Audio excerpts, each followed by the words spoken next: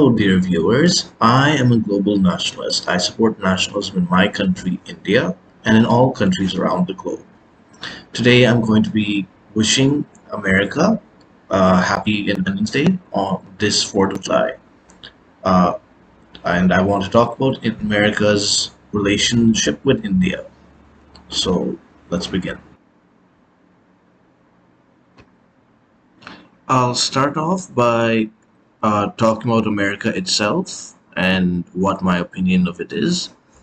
I think that America's most defining feature is its sheer power, how powerful it is right now, that it is the strongest military in the world, the richest economy, and has a per capita income of around $63,000.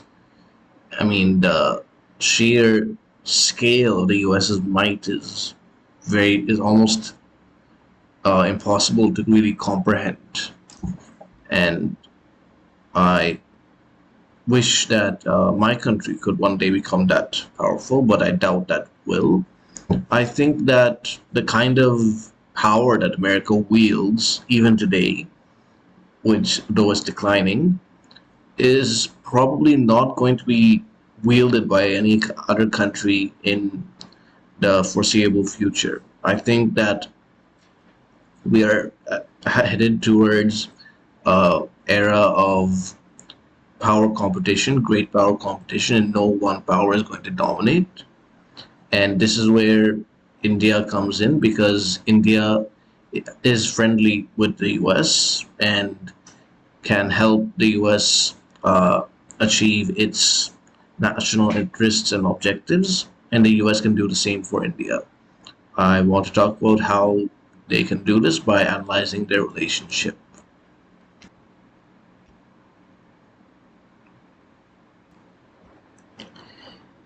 India's relationship with the US begins with the American Revolution and the East India Company. And during this time, uh, Great Britain and France had territories in the Americas as well as the Indian subcontinent. In 1778, when France declared war against Britain, fighting broke out between their colonies in India. This marked the beginning of the Second Anglo-Mysore War, which was a war between the uh, English and the Mysore kingdom of Hyder Ali, and he allied himself with the French, and they fought in several campaigns against the British in western and southern India. And on June 29th, with both sides weakened, the British dispatched HMS Medea to surrender with letters to the French stating that the American Revolutionary War was over. The Treaty of Paris was drafted on 30th November 1782 and it was finally signed on the 3rd September of 1783. Britain returned Pondicherry back to the French and Cuddalore was returned to the British. So we can see how from the beginning of the American history, the American Revolution, the it was affecting in history in India, and during World War II, India became the main base for the American China Burma India theater in the war against Japan. American servicemen arrived, bringing all sorts of uh, advanced technology and currency, and under the British Raj from 1858 to 1947, the relationships were thin. However, there were some notable personalities who visited each other. Swami Vivekananda came to the US and attended the World's Parliament of Religions in Chicago during the World's Fair in 1893. He promoted yoga and Vedanta. Mark Twain visited India in 1896 and described it in his travelogue following the equator with both revulsion and attraction before concluding that India was the only foreign land he dreamed about or longed to see again. And during World War II, Roosevelt supported India's independence movement, which was rejected by Churchill, and uh, so yeah, America supported India's independence movement officially. That's as an Indian, I kind of want to thank America for that. Not that America did anything directly to aid them, but simply giving moral support was the right thing for them to do because India had a right to live as a free country as much as any other country. And the United States under the Truman administration, this is from independence. The Truman administration leaned towards favoring India in the late 1940s because they saw India more valuable diplomatically than neighboring Pakistan. However, during the Cold War, Nehru's policy of neutrality was cumbersome to many American observers, and they perceived it negatively. And then in 1949, Nehru visited the US, and it was an undiplomatic disaster. Nehru and his top aide, V.K. Krishna Menon, discussed whether India should align with the United States somewhat and build up our economic and military strength. The Truman administration was quite favorable and indicated it would give Nehru anything he asked for. Nehru refused and thereby forfeited the chance for a gift of 1 million tons of wheat. I really find this very much of a wrong decision by Nehru and actually quite irritating. I think that Nehru should have worked with the US to build up India's economic and military strength. Without becoming an ally of the US, he could still have worked to cooperate with the US, and rejecting 1 million tons of wheat and other offers was completely unnecessary and the wrong move by Nehru. And then America gave advice that India should not recognize the communist conquest of China. I think India should have followed this advice, but unfortunately it rejected it. If it did reject this, it could have done more to protect Tibet from being invaded by China, and also would have had the US's support in its border dispute with China.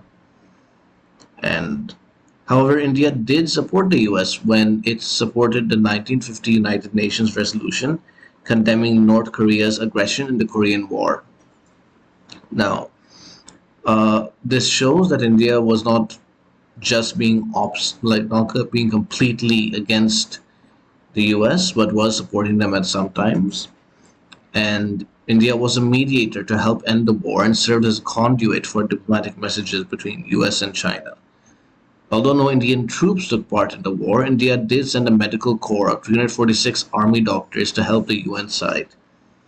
And their poor harvests forced India to ask for American aid, which started being given from 1950.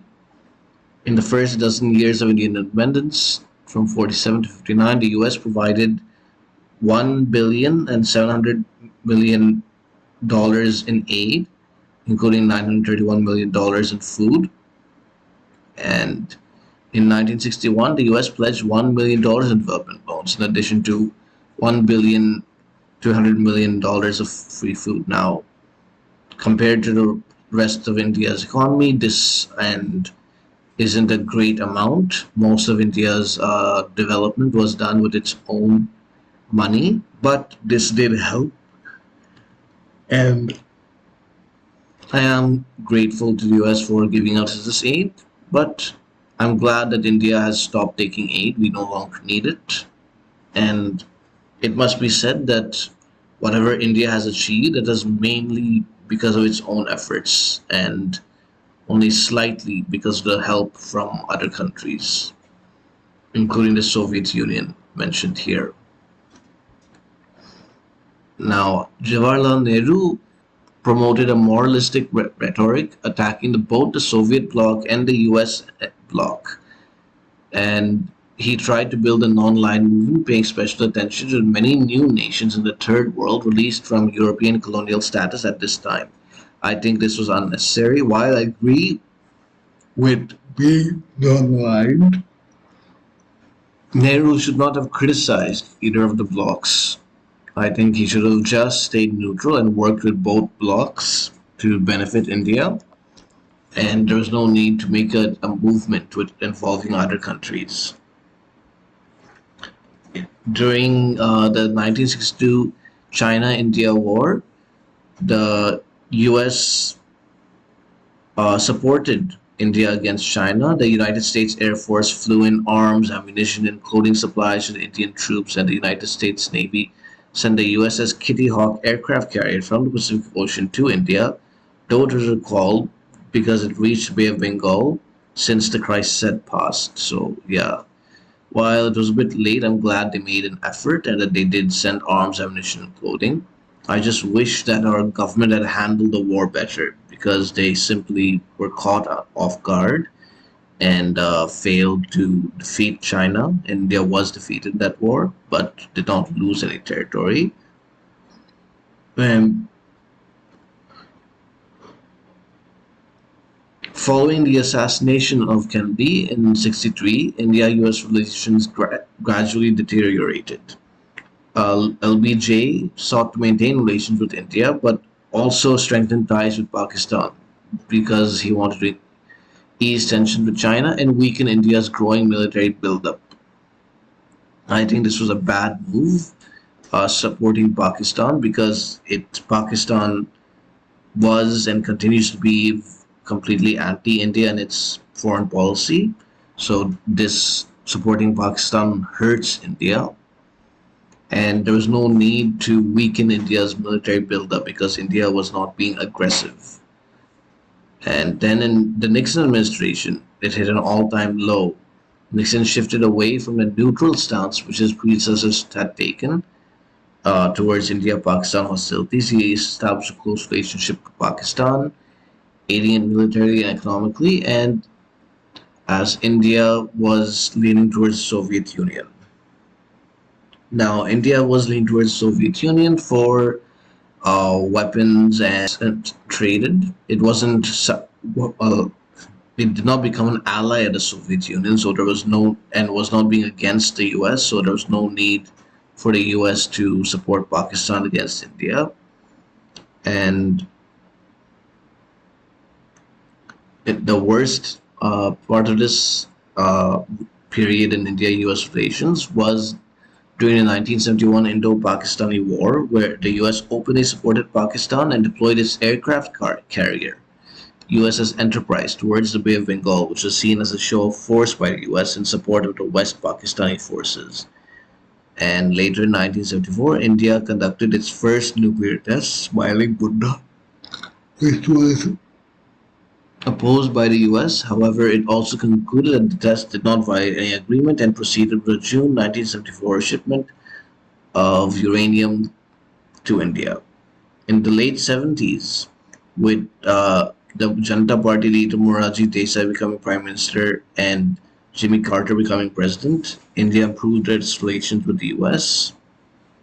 Then, when Indira Gandhi returned to power in 1980, relationships would continue to improve gradually, and there was no revenge uh, actions done by her against the US. And unfortunately, the US worked with Pakistan to uh, fight against the Soviet invasion and occupation of Afghanistan, and uh, training and equipment provided to terrorists from Pakistan. Those days they were called freedom fighters, but they were actually terrorists. Ended up being used by Pakistan against India after the Soviets left Afghanistan, and the US stopped working with Pakistan. That was a mistake by the US. They should have foreseen that from happening. And during Vajpayee's government, India launched nuclear weapons testing at Pokhran. President Bill Clinton imposed sanctions on India, including cutting off of military and economic aid, freezing loans by American banks to state owned Indian companies, prohibiting loans to the Indian government for all except food purchases, etc. However, these sanctions proved ineffective because India was experiencing a strong economic rise, and its trade with the US only constituted a small portion of its GDP. Only Japan joined the US in imposing direct sanctions, while most other nations continued to trade with India. So the sanctions failed. Then in 2000, US President Bill Clinton visited India and uh, had bilateral economic discussions with Prime Minister Vajpayee. During the visit, Indo-US Science and Technology Forum was established. After the September 11th terrorist attacks against the US in 2001, uh, President Bush collaborated closely with India in controlling and policing the strategically critical sea lanes from the Suez Canal to Singapore. And then during the UPA government, UPA 1 and 2, uh, during the tenure of George Bush, relations between India and the United States blossomed, primarily over concerns regarding Islamic extremism, energy security, and climate change. Um, since 2004, Washington and New Delhi began to pursue something called the strategic partnership. This is different from an alliance because it's not a military agreement to support each other in terms one of them was attacked, but it was an agreement, or not really an agreement, but an understanding to deepen their relationship with each other and work together at a global level to for convergent geopolitical interests. In 2005, the United States and India signed a 10-year defense framework agreement with the goal of expanding bilateral security cooperation. After Hurricane Katrina, India donated $5 million to the American Red Cross and sent two plane loads of relief supplies and materials to help. And yeah, so this was a good time for India, and it shows that India, because we had become richer, was starting to send aid to the US, which was a different situation than how the relationship began. And the Obama administration, when it came to power in March 2009, cleared $2.1 billion in sale of eight P-8 Poseidons to India. This deal and the $5 billion agreement to provide Boeing C-17 military transport aircraft and General Electric F414 engines announced during Obama's 2010 visit made the US one of the top three military suppliers to India after Israel and Russia. And then Snowden had released some documents that showed that the US was spying on other countries, including India. This created a controversy, but it died down. Um, one issue that has been torn for India and the US is the outsourcing of US companies to India. Obama criticized this, saying he criticized the current US tax policy then that says you should pay lower taxes if you create a job in Bangalore, India, than if you create one in Buffalo, New York.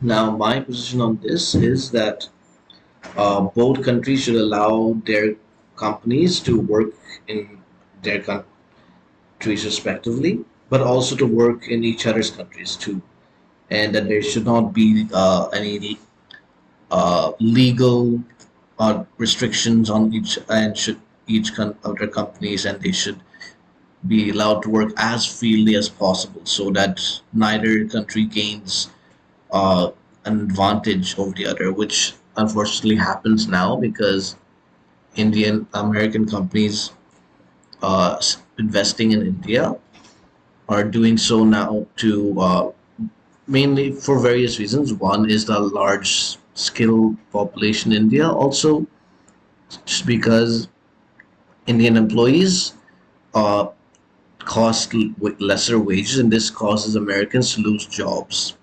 So I think that there should be a solution for this issue.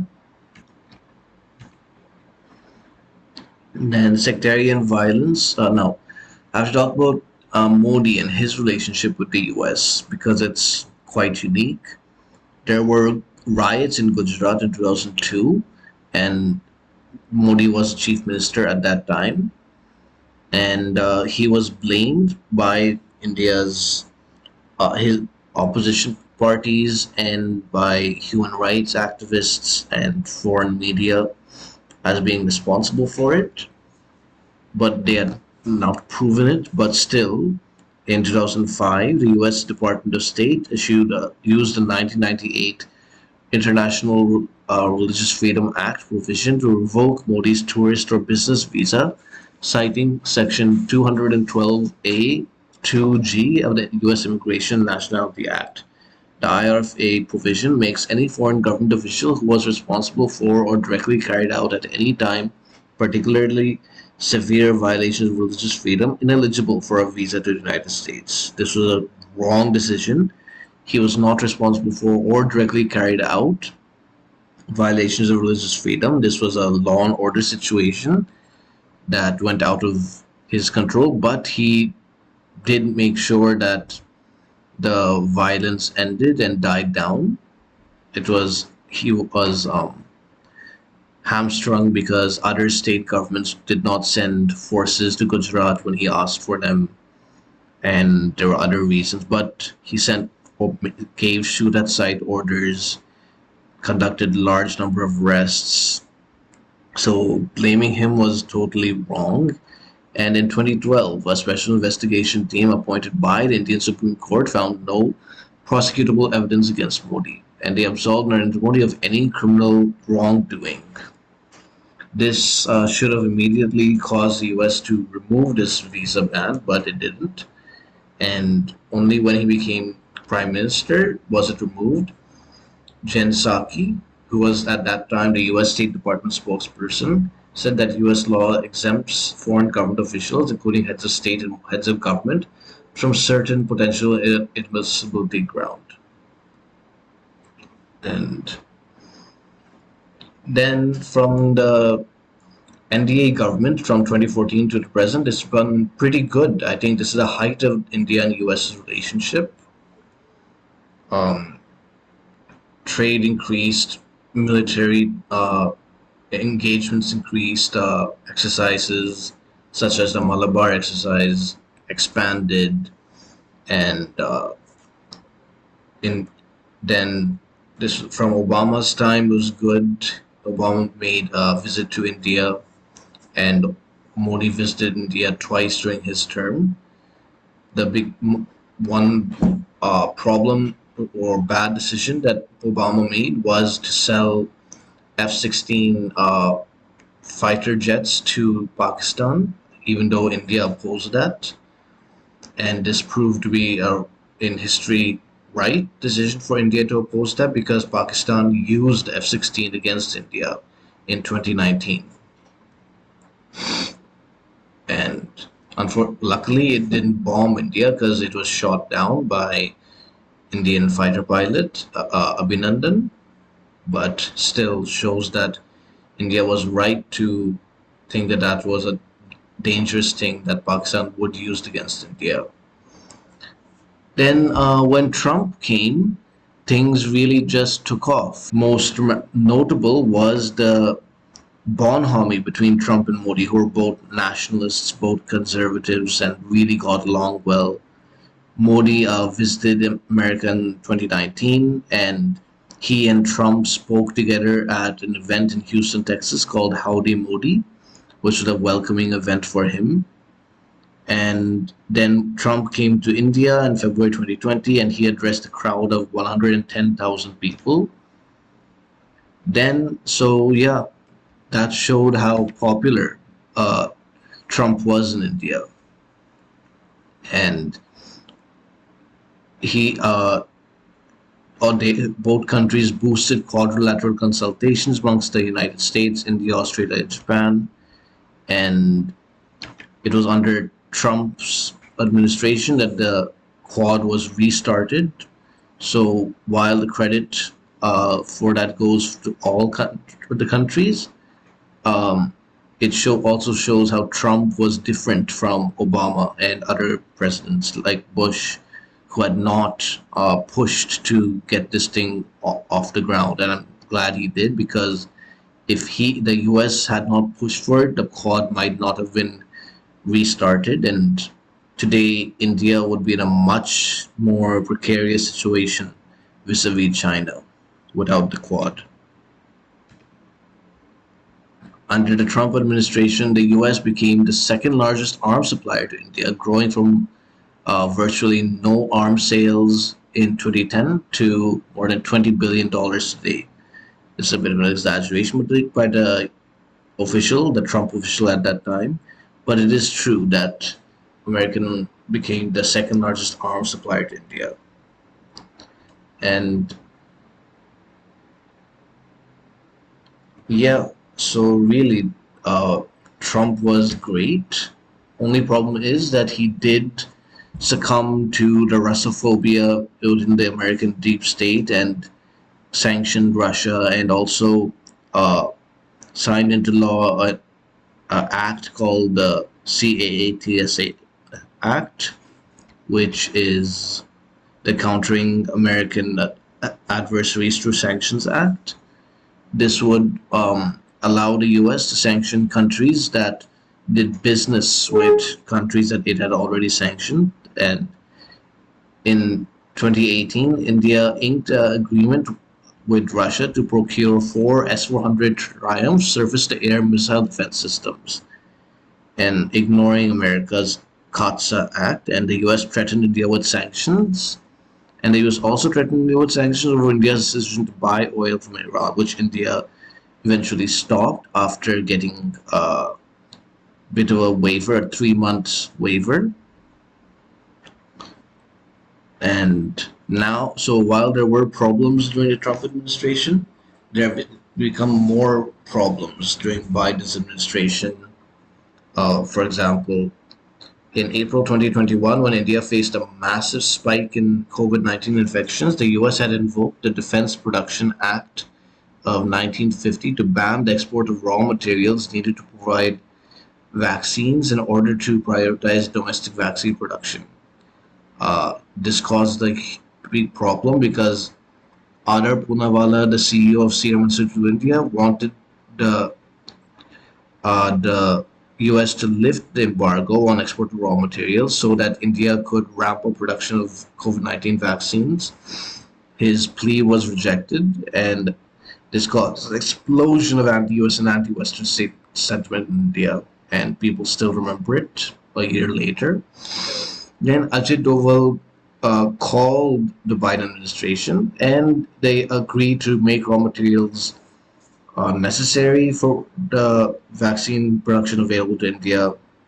And they also started sending in more aid, $100 million of US, $100 million worth of drug treatments, rapid diagnostic tests, ventilators, personal protective equipment, etc. India entered negotiations with the US that after it declared that it would share 60 million Oxford AstraZeneca vaccines with the world. So while I don't know why the US didn't supply that raw material, but it did make up for it by sending in a large amount of medical aid to India. Then in on April 7, 2021, the U.S. Navy guided missile destroyer USS John Paul Jones sailed through India's exclusive economic zone without New Delhi's prior consent, then publicly announced the event, causing a diplomatic spat. This was because they believed it was consistent with international law, and said that India's uh, require requiring consent before traveling through its EEZ for military exercises was against international law. And the U.S. claimed that it was simply enforcing international law. India disagreed with this and said that its stated position on the United Nations Convention on the Law of the Sea is that the convention does not authorize other states to carry out in the exclusive economic zones and on the continental shelf military exercises or maneuvers, in particular those involving the use of weapons or explosives without the consent of the coastal state.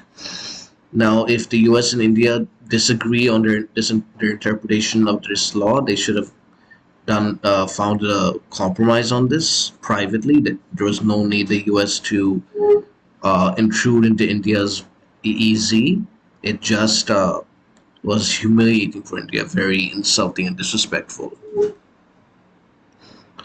And as far as the military relations, this is based on four agreements signed by between India and the U.S. First is the General Security and Military Information Agreement. This was signed by India and the US in 2002. This agreement enabled the sharing of military intelligence between the two countries and requires each country to protect the other's classified information. The second agreement, the Logistics Exchange Memorandum of Agreement, LEMOA, was signed by the two countries in 2016. It permits the military of either country to use the other's bases for resupplying or carrying out repairs. Now, it does not make the provision of logistical support binding on either country, but and requires individual clearances for each request. What is significant about this is that uh, it gives access to them for to either of their military facilities for refueling and replenishment. And the reason for this was that India and the US already held large number of joint exercises during which payments were done at each time, and this was a long and tedious process. This agreement created a new mechanism which was instituted for bookkeeping and payments, and officials who will act as nodal points of contact would be designated on both sides. And so, yeah, it's pretty much allowed more greater interoperability between both militaries. Then the third agreement, Communications Compatibility and Security Agreement, was signed during the inaugural 2 plus 2 dialogue in September 2018. It allowed the two countries to share specific secure communication exchange information on approved equipment during bilateral and multinational training exercises and operations. The fourth agreement, the Basic Exchange and Cooperation Agreement, signed in 2020, permitted the exchange of unclassified and controlled unclassified geospatial products, topographical, nautical, and aeronautical data, products and services between India and the US National Geospatial Intelligence Agency.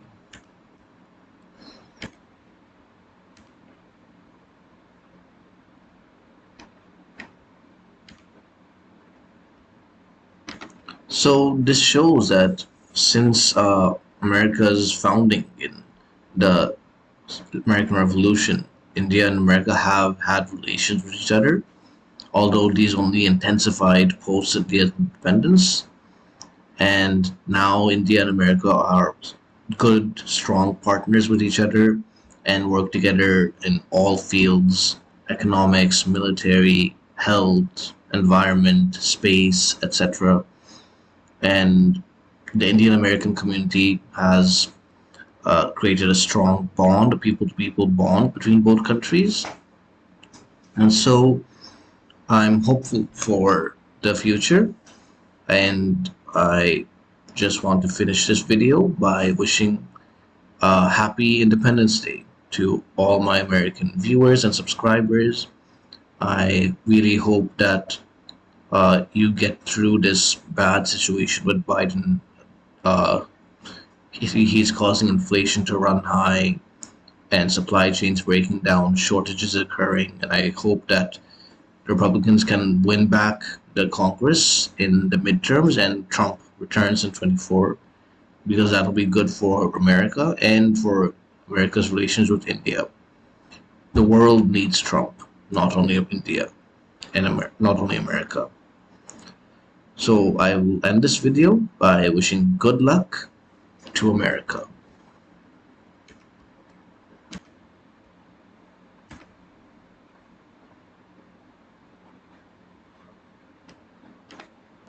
I hope you liked that video. If you want to see my previous video, click here. If you want to see the sources I use for this video, click the links in the description below.